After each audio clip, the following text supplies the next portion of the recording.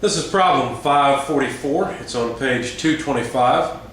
Water enters an ice machine at 15 degrees Celsius and leaves as ice at -5 degrees Celsius. If the coefficient of performance of the ice machine is 2.4 during this operation, determine the required power input for an ice production rate of 12 kilograms per hour.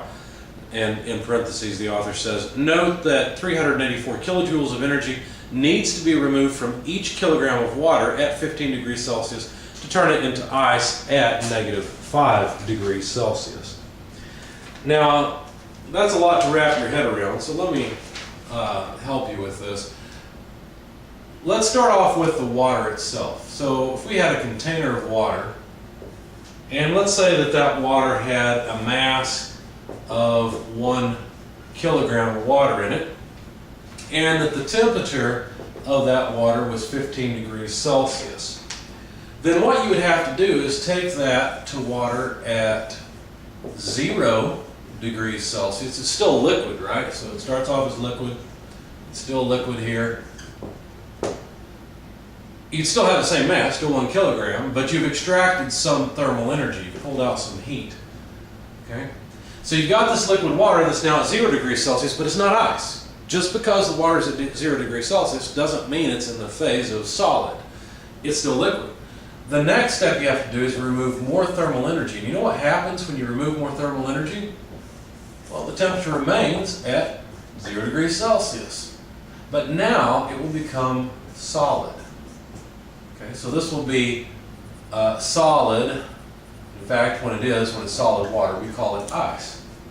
Now the next step that has to be undertaken is to remove yet more heat from the ice so that it becomes ice at a temperature of -5 degrees Celsius. So there's really a sensible change, which is the temperature change, and then there's a latent change, which is the phase change, and then there's another sensible change, which is the temperature change, in order to take the ice from 15 degrees Celsius liquid to -5 degrees Celsius solid.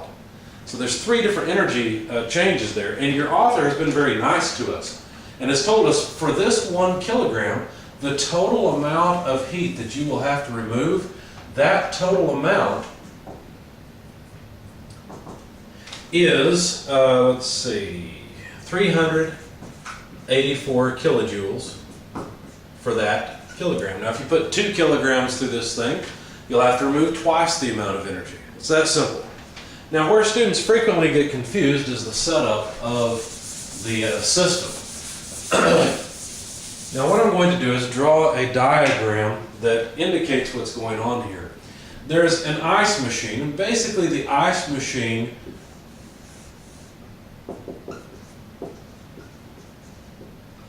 brings in the water at 15 degrees Celsius at a mass flow rate of 12 kilograms per hour and puts out ice at -5 degrees Celsius.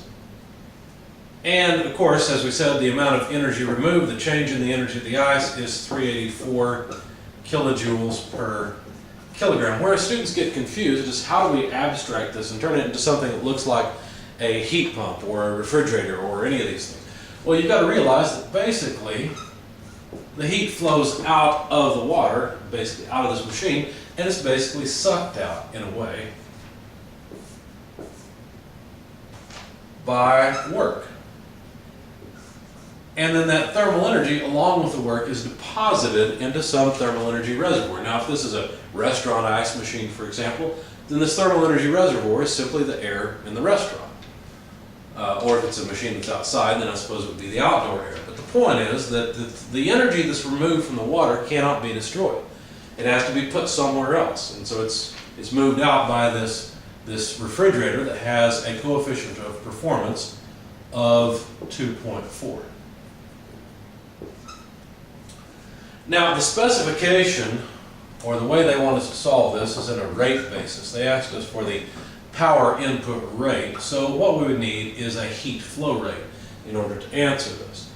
Now the solution is to go through the coefficient of performance, because the coefficient of performance is always desired output over required input. Why would you buy this thing in the first place? Why would you buy this machine? It's to extract heat. That's the whole purpose. That's the desired effect, or the desired output. Now, it can look confusing because is it an output because it's coming from the ice? No. Is it an output, which seems strange because it's going into the refrigerator? No, it's the desired effect. That's a better word for it. The desired effect here is the heat flow from the low temperature reservoir down here. You could make this a Q dot L, this could be a Q dot H, the thermal energy flowing into the high temperature reservoir to make this consistent with what we use and see in the chapter.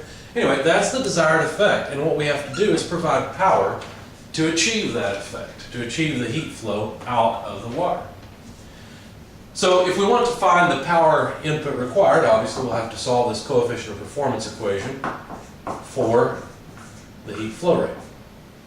Now we're halfway there because we know the coefficient of performance, that's just 2.4. How about this Q dot L? What's that? Well, that's going to have something to do with this change in energy down here, obviously, because if you were to write an energy balance around this system, you would realize that the water comes in with thermal energy and it actually leaves with thermal energy. How's that possible? It's at -5 degrees. Doesn't it have negative energy? No, it doesn't. It still has thermal energy. Atoms have thermal energy, or matter has thermal energy, as long as the matter is above absolute zero.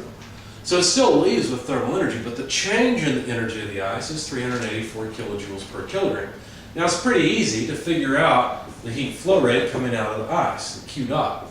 It's just the mass flow rate of the ice times the change in energy of the ice. So that is 12 kilograms per hour multiplied by 384 kilojoules per kilogram. Okay, so the kilograms will go away. And you see this is in fact a heat flow rate. It's kilojoules per hour. It's energy per time. And then we'd have to multiply by 1 hour per 3,600 seconds if we want to get rid of the hours, and this would be kilowatts. Now I didn't calculate this intermediate result. Whatever it is, I put it in for the heat flow rate. This is actually Q dot L. So I put it into the equation, divided by the coefficient of performance of 2.4, and what I ended up with was a work flow rate of 0.533 kilowatts. There's the power input required. So basically just take the result from this, which is an intermediate result, plug it in here, divide it by 2.4, and you'll get the answer to the problem.